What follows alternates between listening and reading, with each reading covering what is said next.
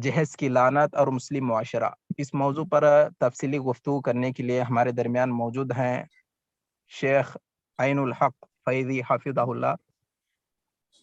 میرے پیارے بھائیوں، آپ تمام سے گزارش ہے درس کو توجہ سے سنیے، زوم پہ ویڈیو آڈیو بند رکھے۔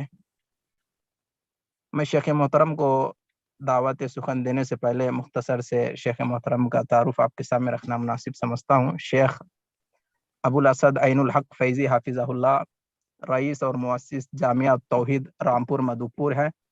شیخ جو ہے جامعہ توحید کے رئیس بھی ہیں اور بانی بھی ہیں۔ اسی طرح امام و خطیب مسجد گھڑا رحمانیہ شانت نگر حیدرآباد تلنگانہ میں جو ہے اس مسجد میں شیخ محترم امام اور خطابت کے فرائض جو ہے انجام دے رہے ہیں، اور اس کے علاوہ اور دیگر شیخ محترم کے دینی خدمات ہیں۔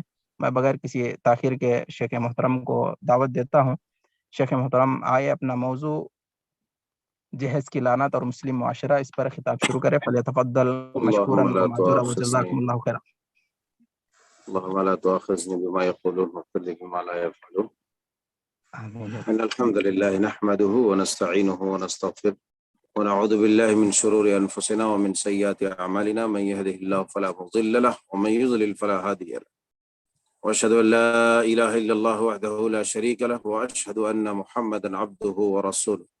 أما بعد فإن خير الحديث كتاب الله، وخير الهدي هدي محمد صلى الله عليه وسلم، وشر الأمور محدثاتها، وكل محدثة بدعة، وكل بدعة ضلالة، وكل ضلالة في النار. فقد قال الله عز وجل في القرآن المجيد والفرقان الحميد: فأعوذ بالله السميع العليم من الشيطان الرجيم من همزه ونفخه ونفثه. بسم الله الرحمن الرحيم. فليحذر الذين يخالفون عن أمره أن تصيبهم فتنة أو يصيبهم عذاب أليم. سبحانك لا علم لنا إلا ما علمتنا إنك أنت العليم الحكيم. رب اشرح لي صدري ويسر لي أمري واحلل عقدة من لساني يفقهوا قولي. اللهم رب زدني علما، ربنا يسر ولا تعسر وتمم الخير. حمد و ثنا کے حقیقی مستحق اللہ وحدہ لا شریک، رب الودود، رب القدوس، مالک القدوس ہی ہے، جس نے ہم سب کو انسان ہونے کے ساتھ ساتھ دین ہدایت جیسی عظیم نعمت سے ہمکنار اور سرفراز فرمایا ہے، اور ہر طرح کی سہولیات، ہر طرح کی فیسلٹیز اور ہر طرح کی نعمتوں سے آراستہ و پیراستہ کیا، اور آج تک ہر طرح کے حوادثات سے، ہر طرح کے مصائب و آلام سے، بلیات سے، پریشانیوں سے محفوظ و مصون کر کے ہمیں آج تک صحیح سلامت اور زندہ تابندہ رکھا ہے۔ اور آج کی اس مبارک مجلس میں جو آن لائن کی مجلس ہے، اس مجلس میں شرکت کرنے کی توفیق عطا فرمائی ہے، اسی لیے ہر قسم کی حمد و ثنا، تسبیح، تقدیس، تحلیل، تکبیر کے حقیقی مستحق اللہ رب العزت ذوالجلال والاکرام ہے۔ فللہ الحمد ولہ الشکر، سبحان اللہ وبحمدہ، سبحان اللہ العظیم۔ اسی طریقے سے درود و سلام کے مستحق اعلیٰ اللہ کے پیارے حبیب علیہ الصلاۃ والسلام ہیں۔ اللہم صلی علی محمد وعلی آل محمد کما صلیت علی ابراہیم وعلی آل ابراہیم انک حمید مجید۔ اللہم بارک علی محمد وعلی آل محمد کما بارکت علی ابراہیم وعلی آل ابراہیم انک حمید مجید۔ احباب گرامی، میرے بھائیوں، نوجوان ساتھیوں، دوستوں، اللہ تعالیٰ کی حمد و ثنا اور اس کے شکر کے بعد آپ سب کا بھی ہم شکریہ ادا کرتے ہیں اور ہاردک سواگت کرتے ہیں۔ اللہ وحدہ لا شریک سے دعا کرتے ہیں کہ پروردگار عالم یہ جو اس کارواں کو لے چلنے والے جتنے بھی صاحبان ہیں، معاونین، محسنین ہیں، ان سب کو شاد و آباد رکھ اور دونوں جہانوں کی سرخروئی عطا فرما۔ یقیناً آج کے اس پرآشوب اور پرفتن دور میں ہر آدمی کو اپنے ایمان کے لالے پڑے ہوئے ہیں اور اپنا ایمان بچانا مشکل ہوتا جا رہا ہے۔ مگر ایسے پرآشوب دور میں اگر کوئی دوسروں کے ایمان کی فکر کرتا ہے، دوسروں کی بہبودی اور کامرانی کی فکر کرتا ہے اور اسی فکر میں اپنے شب و روز کو گزارتا ہے، تو یقیناً وہ بڑے جو ہے خوش بخت لوگ ہیں اور بڑی خوش نصیبی ہے اس کی کہ اللہ تبارک و تعالیٰ نے جہاں پر ہر انسان اپنے اپنے مصروفیات میں مصروف ہے، جہاں پر لوگوں کو لوگوں کے لیے نہیں بلکہ اپنے اہل و عیال تک کے لیے وقت نہیں ہے، وہاں پر کسی اور کے لیے اگر وقت نکالا جا رہا ہے تو یقیناً یہ مہربانی ربانی ہے جس کے بنا پر یہ سب کچھ ہو رہا ہے۔ لہٰذا ہر حال میں اللہ رب العزت ذوالجلال والاکرام کا ہی شکریہ ادا کرنا چاہیے اور اس کی تحمید و تقدیس میں اپنی زبان کو تر اور بتر رکھنا چاہیے۔ اللہ تعالی ہم سب کو اپنے شکر گزار بندوں میں شامل فرما لے، اور آج کی یہ مجلس ہے اسے شرف قبولیت سے نواز اور ذخیرہ آخرت میں اسے شامل فرما دے۔ احباب گرامی، جیسا کہ آپ نے سن رکھا ہے پہلے سے اور معلوم ہو چکا ہے کہ آج کی گفتگو کا جو موضوع ہے وہ ہے جہیز کی لعنت اور ہمارا مسلم معاشرہ۔ چونکہ اس وقت امت مسلمہ ہر اعتبار سے مفلوق الحالی اور افلاس کے شکار ہے۔ دینی اعتبار سے دینی بے راہ روی کے جو شکار ہیں وہ ہم میں سے کسی کی نگاہوں سے پوشیدہ اور مخفی نہیں ہے۔ اسی طریقے سے معاش ہے، معیشت ہے، اخلاق ہے، کردار ہے، اس کے علاوہ بہت سارے جو ہے، غرض یہ کہ انسان کا ہر پہلو کسی نہ کسی طریقے سے محل نظر ہوتے چلا جا رہا ہے اور کمزوریوں کے شکار ہوتے چلا جا رہا ہے۔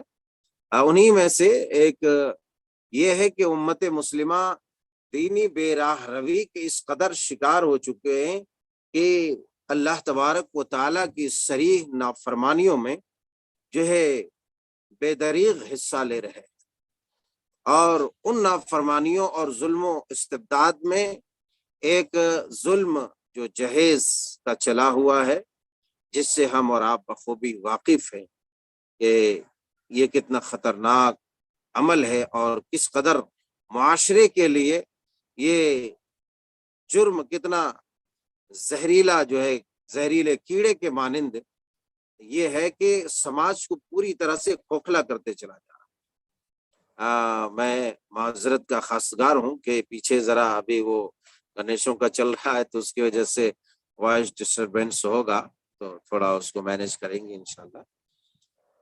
اللہ آپ سب کا بھلا کرے۔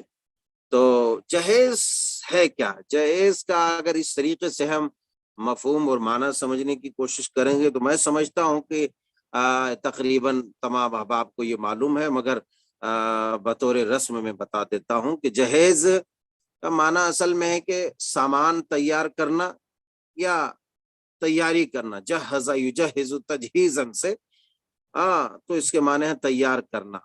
اور اس جہیز کا جو ہے نام پڑا ہے شادی کے وقت میں جو ساز و سامان دیا جاتا ہے، جو رقم دی جاتی ہے اور جو چیزیں دی جاتی ہے، اس کے حساب سے اس کا نام رکھ دیا گیا جہیز۔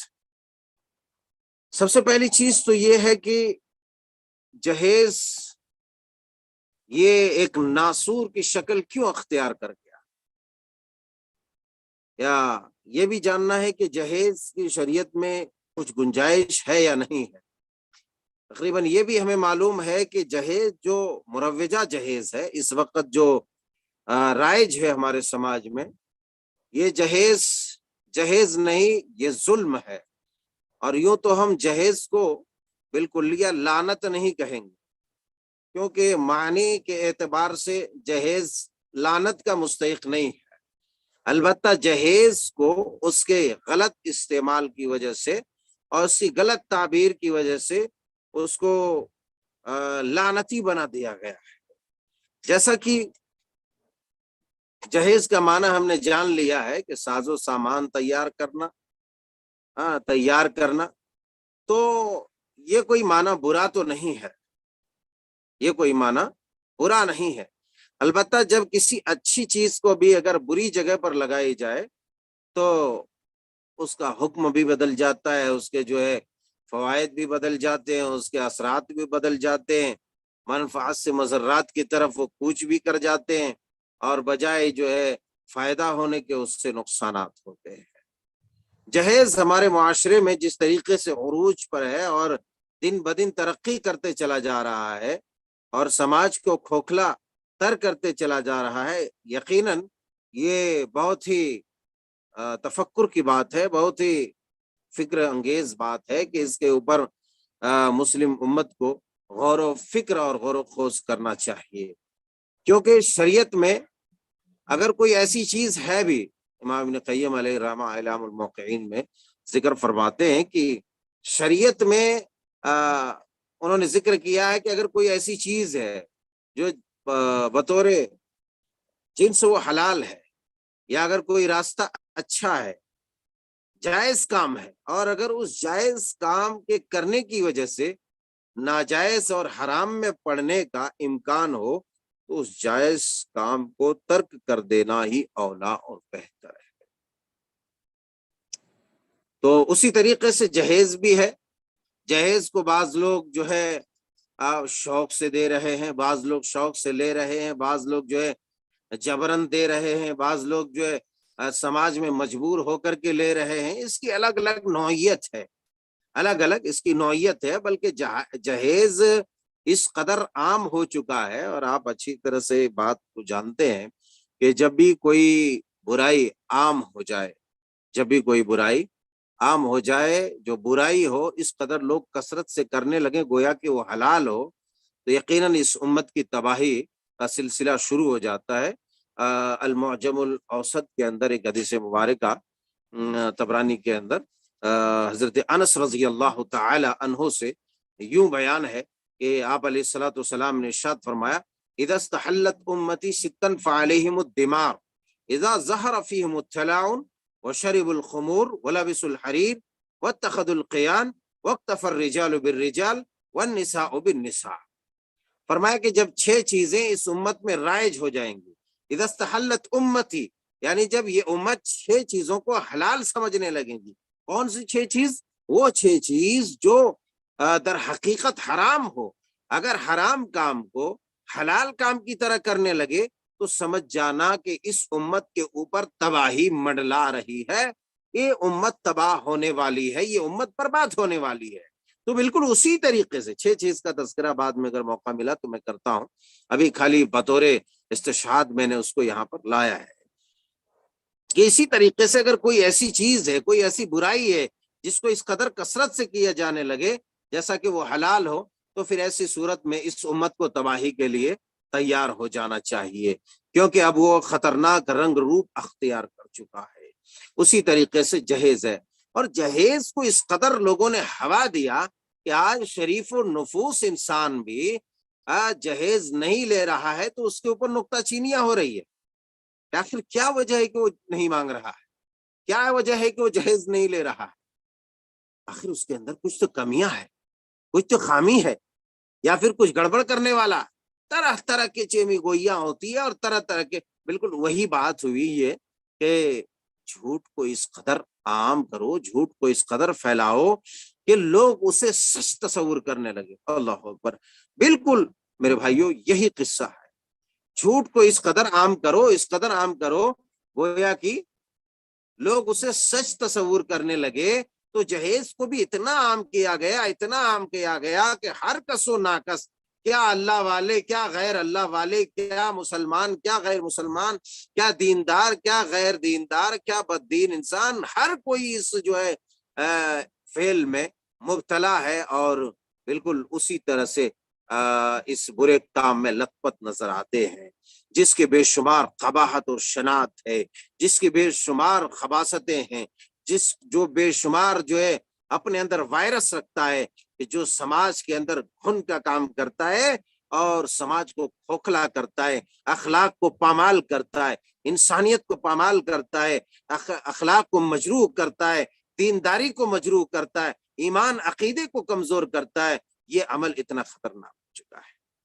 جہیز جہاں سے بھی شروع ہوا، اس کے جو ہے الگ الگ لوگوں نے بیان کیا ہے، در حقیقت یہ تو ایک ہندوانہ رسم ہے، اور کچھ لوگوں نے جو اس سے اخذ کیا ہے کہ سیدنا حضرت علی رضی اللہ تعالی عنہ اور سیدہ فاطمہ الزہرا رضی اللہ تعالی عنہا کے مبارک نکاح سے کہ اللہ کے رسول صلی اللہ علیہ وسلم نے بھی جہیز دیا، تو اس کو جہیز سے تعبیر نہیں کیا جا سکتا۔ اگر کوئی ایسا کرتا ہے تو یقیناً وہ بہت برا بولتا ہے، اور ایک طرح سے وہ اتہام ہے، وہ الزام ہے، کیونکہ نبی صلی اللہ علیہ وسلم نے جو سیدہ فاطمہ رضی اللہ تعالی عنہا کو ساز و سامان جو دے کر کے بھیجا، چند چیزوں پر وہ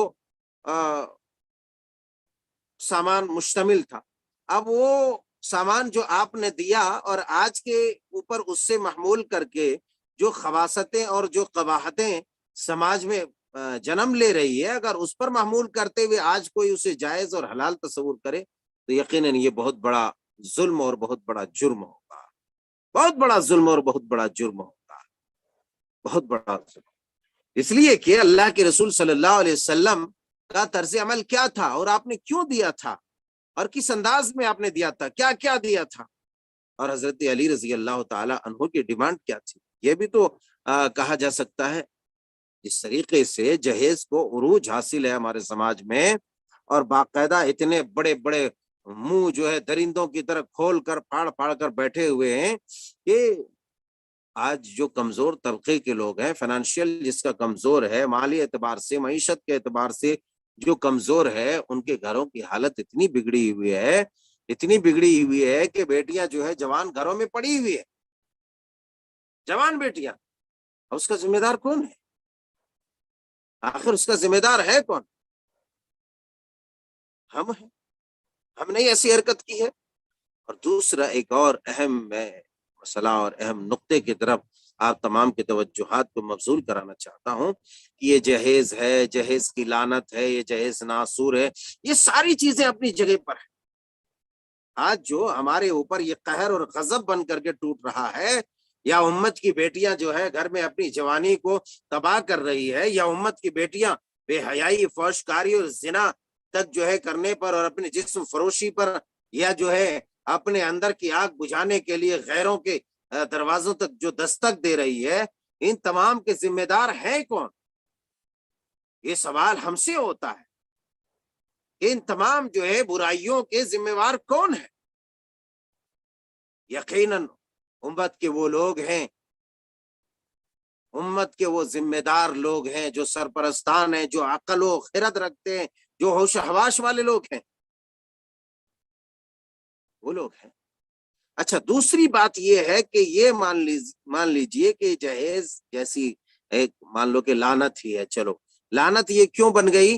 اس لیے کہ اس جہیز کی وجہ سے بہت ساری امت کی بیٹیاں تباہ ہو گئی، امت کی بیٹیاں بے حیائی کے شکار ہو گئی، امت کی بیٹیاں جسم فروشی پر آمادہ ہو گئی، امت کی بیٹیاں خودکشی کرنے پر آمادہ ہو گئی، اور بے شمار جانیں ضائع ہو چکی ہے جہیز کی وجہ سے۔ اس لیے جو ہے اس کو لعنت سے تعبیر کیا جانے لگا۔ مگر میں یہ کہتا ہوں کہ یہ لعنت رائج ہوئی کیوں؟ یہ لعنت ہمارے سر پر آن کیوں پڑی؟ کیوں آن پڑی؟ اس پر بھی تو غور و خوض کرنا چاہیے۔ جہاں تک میرا نظریہ ہے، اللہ رب الودود مالک القدوس کا فرمان گرامی ہے سورہ نور میں، فَلْيَحْذَرِ الَّذِينَ يُخَالِفُونَ عَنْ أَمْرِهِ أَن تُصِيبَهُمْ فِتْنَةٌ أَوْ يُصِيبَهُمْ عَذَابٌ أَلِيمٌ۔ فَلْيَحْذَرِ الَّذِينَ يُخَالِفُونَ عَنْ أَمْرِهِ، اللہ تبارک و تعالیٰ کے حکم کی جو نافرمانی کرتا ہے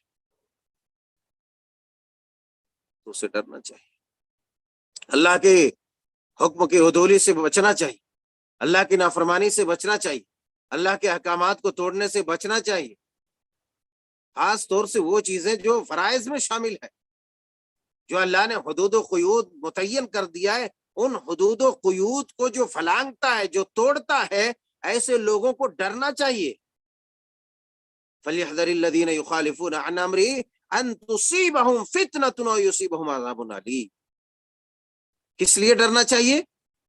کہ آیا وہ کسی بڑے فتنے میں مبتلا ہو جائے، کسی بڑے فتنے سے وہ دوچار ہو جائے، کسی بڑے فتنے میں وہ پڑ جائے، کوئی بڑا فتنہ اس کی کمر توڑ دے، اس کو جھنجھوڑ دے۔ ان تصیبہم فتنۃ او یصیبہم عذاب علیم، کوئی فتنہ اسے آ پکڑے، کوئی فتنہ اسے اپنی گرفت میں لے لے، یا اللہ تبارک و تعالیٰ کا کوئی عذاب اس پر آن پڑے، اللہ کا قہر ٹوٹ پڑے۔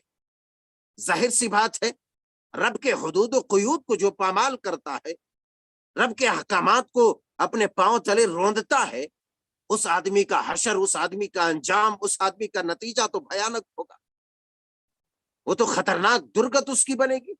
اس لیے کہ ان ربک لبالمرصاد، رب تعالیٰ حق جل شانہ تو گھات میں ہے کہ کبھی بھی آن کے آن وہ اس برائی میں جب انسان محو ہوتا ہے، مبتلا ہوتا ہے، مصروف ہوتا ہے، اسی وقت اللہ تبارک و تعالیٰ اپنی گرفت میں انسان کو لے سکتا ہے۔ ان ربک لبالمرصاد، اور جب وہ اپنی گرفت میں لے گا تو اس کی گرفت اتنی المناک ہوگی، اتنی شدید ہوگی، ان بطش ربک لشدید، ان بطش ربک لشدید۔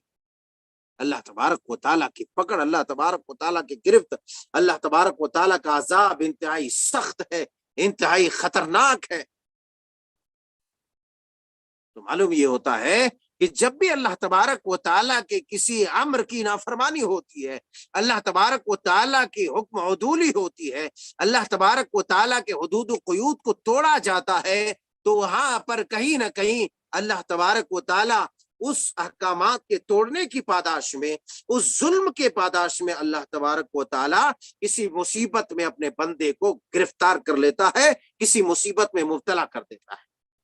اور اللہ جل شانہ سبحانہ و تعالیٰ کا دوسری مقام پر فرمان گرامی ہے، وما اصابکم من مصیبت فبما کسبت ایدیکم ویعفو عن کثیر۔ یہ جو بھی کچھ تمہارے اوپر مصیبتوں کے پہاڑ ٹوٹے ہوئے، جو بھی کوئی پریشانیاں تمہیں لاحق ہیں، جو بھی تمہیں کوئی دکھ پہنچا ہے، کوئی غضب پہنچا ہے، کوئی تکلیف پہنچی ہے، کوئی درد تمہیں ہوا ہے، تو یہ تمہاری ان ہاتھوں کی کمائی ہے۔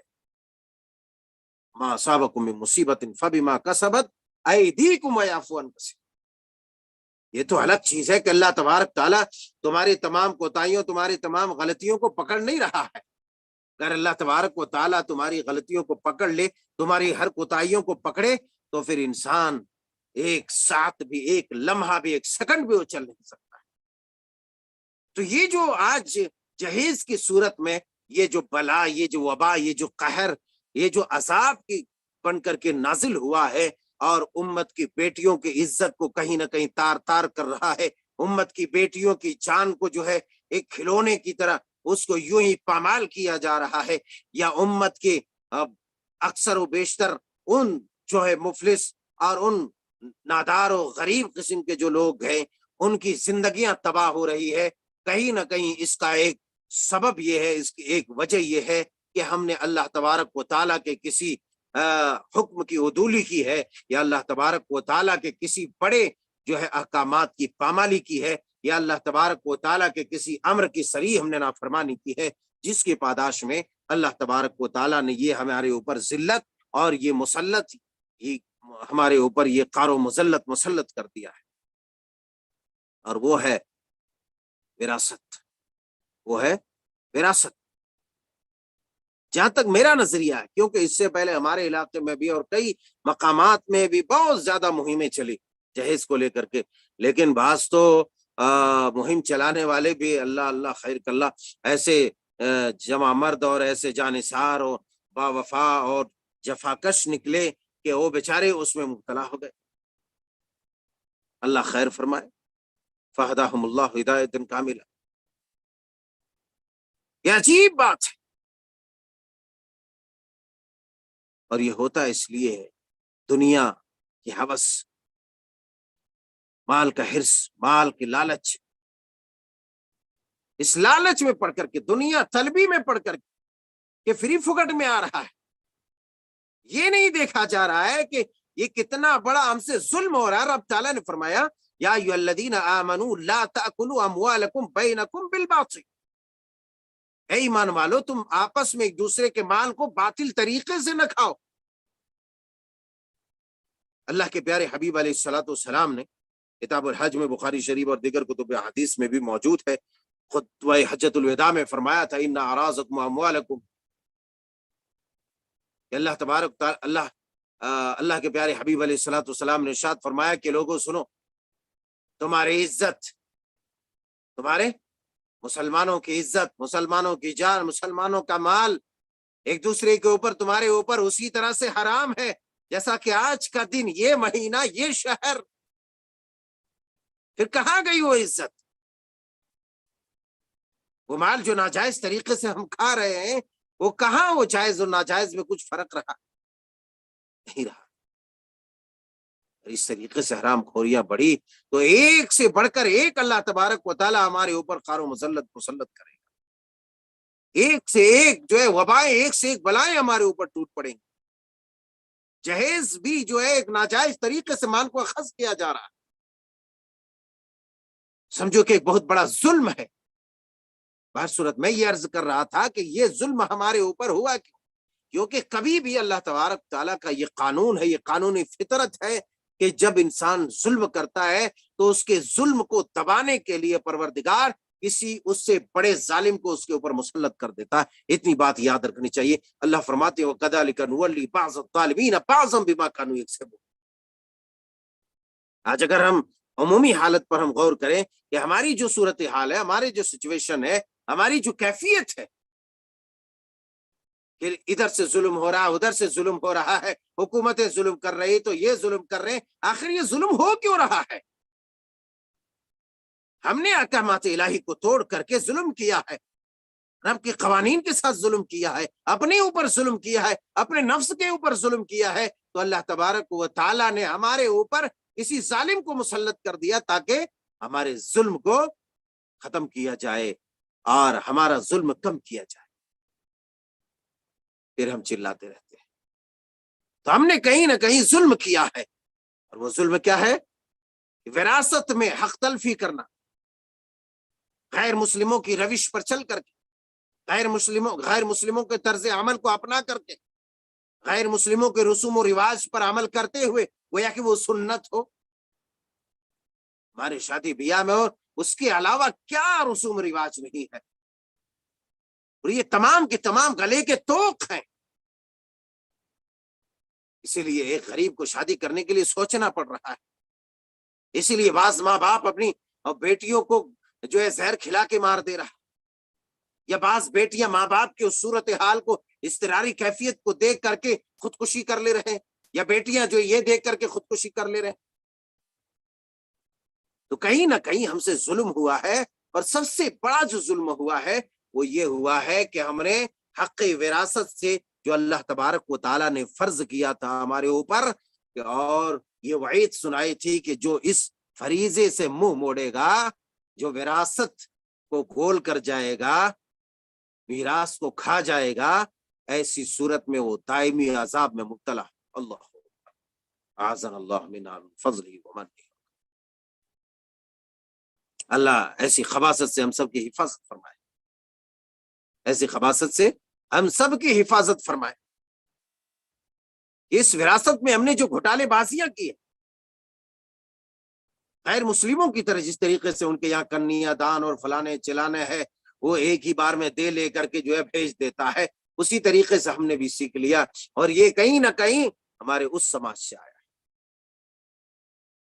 آخر ہم کلمہ پڑھنے والے لوگ ہیں، مسلمان ہیں، کتاب و سنت کے حامل عامل کہلانے والے لوگ ہیں، تو ہم غیروں کی نقالی کیوں، غیروں کی مشابہت کیوں؟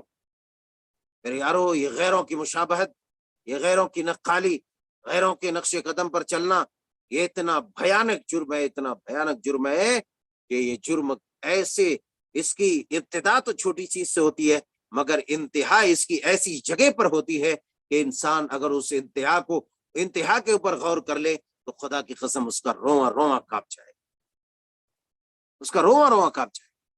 بہرحال اس کا ابھی محل نہیں جو میں تذکرہ کروں یہاں پر، کیونکہ وقت ابھی ہوتا چلا جا رہا ہے بڑی تیزی کے ساتھ۔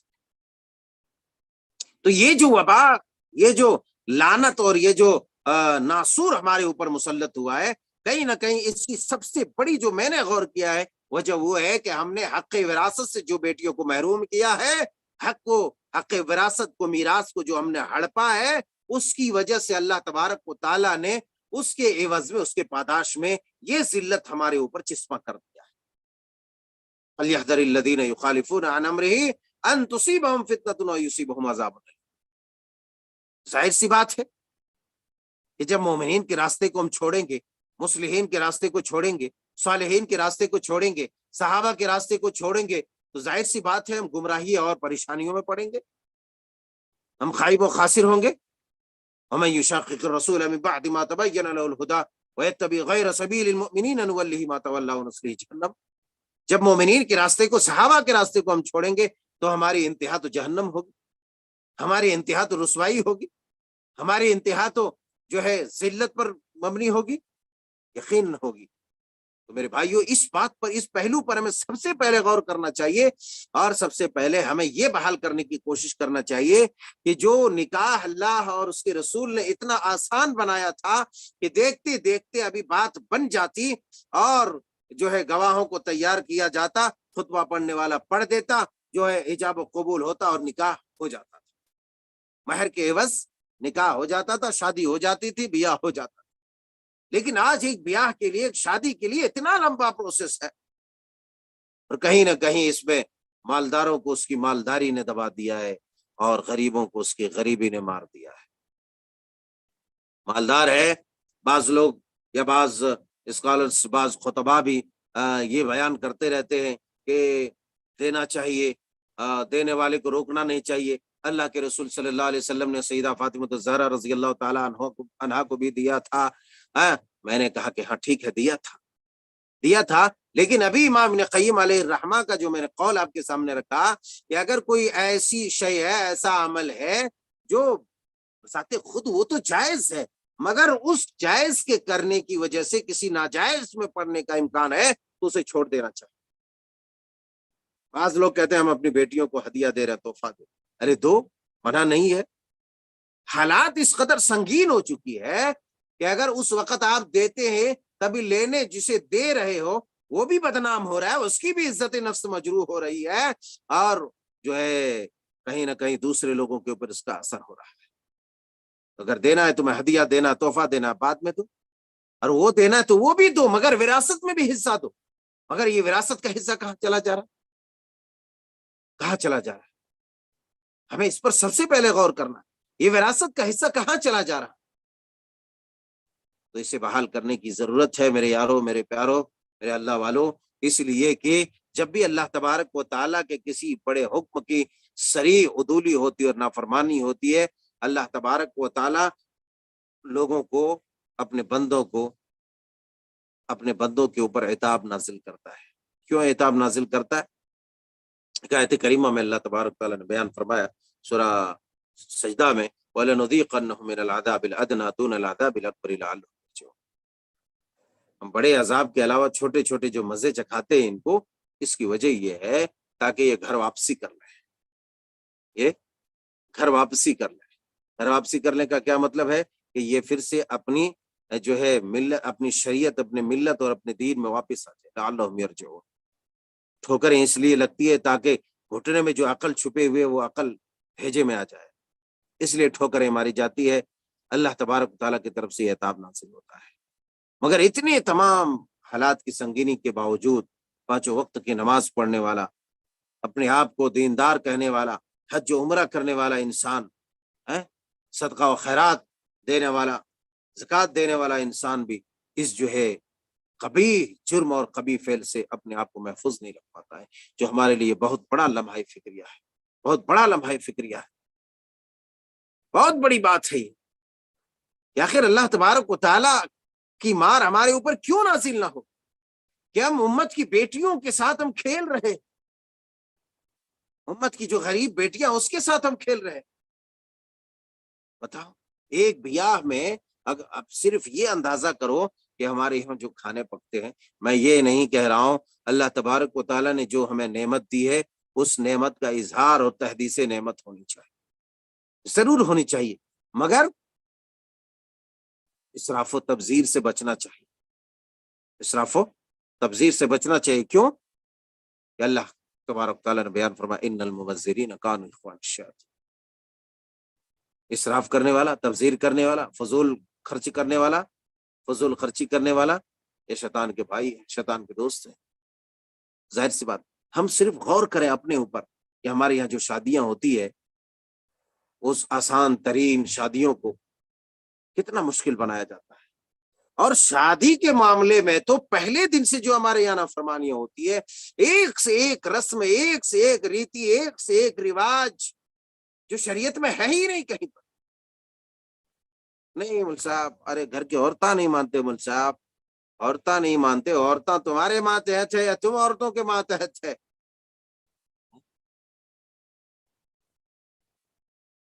وعلیکم السلام ورحمۃ اللہ وبرکاتہ۔ میں یہ کہہ رہا ہوں کہ عورتیں تمہارے ماتحت ہے یا تم عورتوں کے ماتحت، اور اگر ہے بھی چلو تم ہی ماتحت ہے، تم ہی زن مرید ہے، ٹھیک ہے۔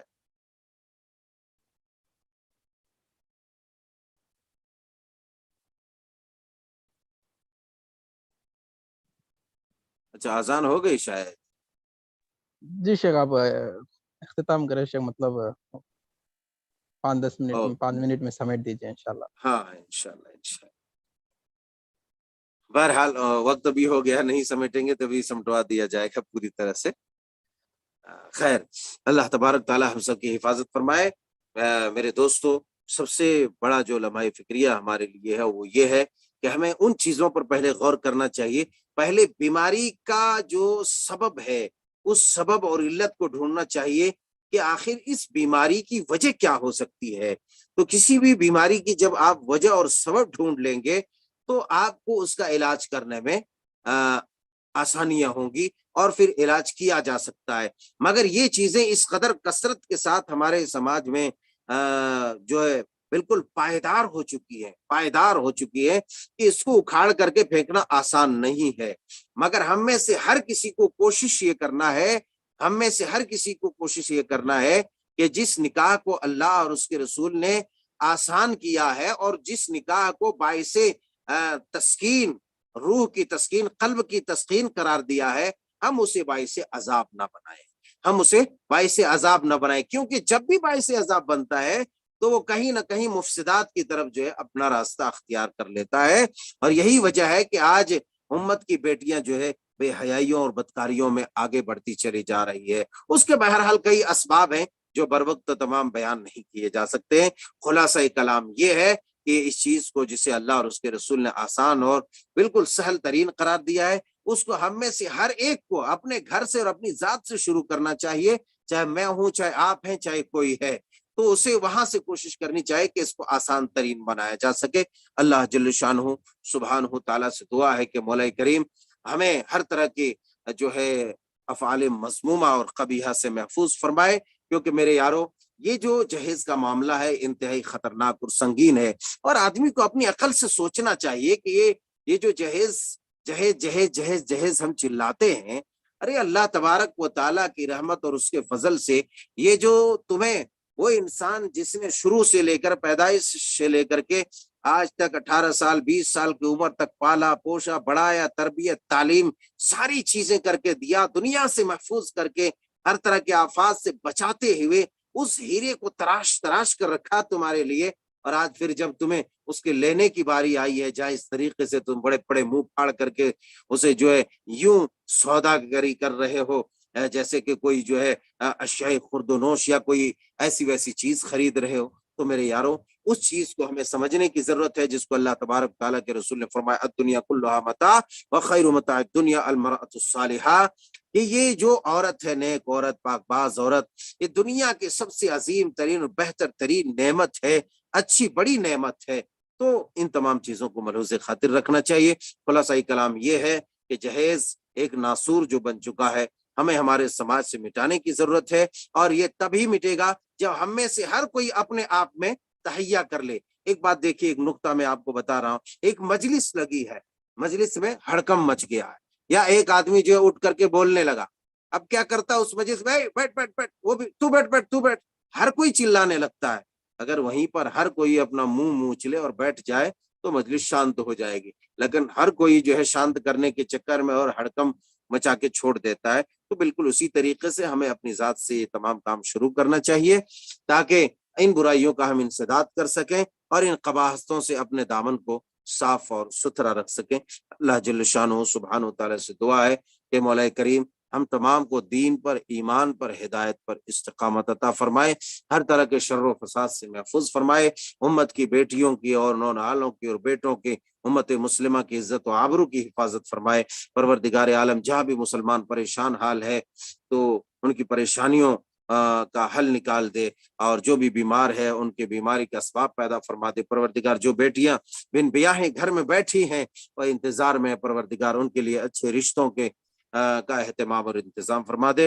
آمین تقبل یا رب العالمین، واخر دعوانا الحمدللہ رب العالمین۔ بہت بہت شکریہ میرے بھائیو۔ دراصل یہ جو ہے اس طریقے سے آن لائن میں پہلی بار جو ہے آواز کر رہا ہوں، اور میں سمجھتا ہوں کہ ذرا تسلسل برقرار نہیں رہ سکا۔ بہرحال دعا فرمائیے، اللہ تعالیٰ ہم سب کو امن و عافیت عطا فرمائے۔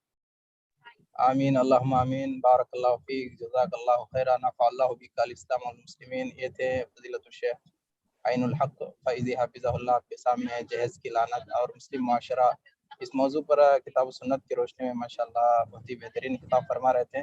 اللہ تعالیٰ شیخ کے علم میں، عمر میں، عقل صالح میں، اہل و عیال میں برکتوں سے نوازے، مزید اللہ تعالیٰ شیخ محترم سے دینی خدمات دیتا رہے۔ عزیز ساتھیوں، دینی بھائی، آپ سب کو معلوم ہے کویت میں یہاں پہ عشاء کا وقت ہو گیا ہے۔ یہاں پہ جو ہے EIGEC ٹیم کی طرف سے الحمدللہ ہفتے میں اردو دروس چل رہے ہیں، مہینے میں تیلگو زبان میں 2 دروس چل رہے ہیں۔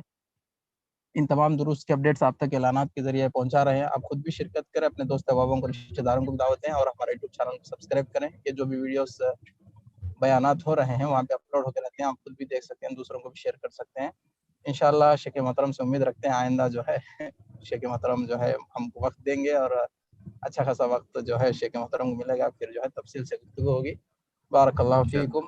آپ تمام جو حاضرین آئے ہیں، آپ سب کا بھی شکریہ ادا کرتے ہیں۔ سب سے پہلے تو اللہ تعالیٰ کا شکر ہے، اس کے بعد شیخ محترم کا شکریہ ادا کرتے ہیں، اس کے بعد آپ تمام حضرات کا بھی۔ اللہ تعالیٰ ہم سب کے آنے کو قبول فرمائے۔ آخر میں دعائی کلمات کے ساتھ مجلس ختم کریں گے۔ ربنا تقبل منا انک انت السمیع العلیم وتب علینا انک انت التواب الرحیم۔ سب حضرات کفارۃ المجلس کی دعا پڑھ لیجئے۔ سبحانک اللہم وبحمدک، اشہد ان لا الہ الا انت، استغفرک واتوب الیک۔ السلام علیکم ورحمۃ اللہ وبرکاتہ۔ وعلیکم السلام ورحمۃ اللہ۔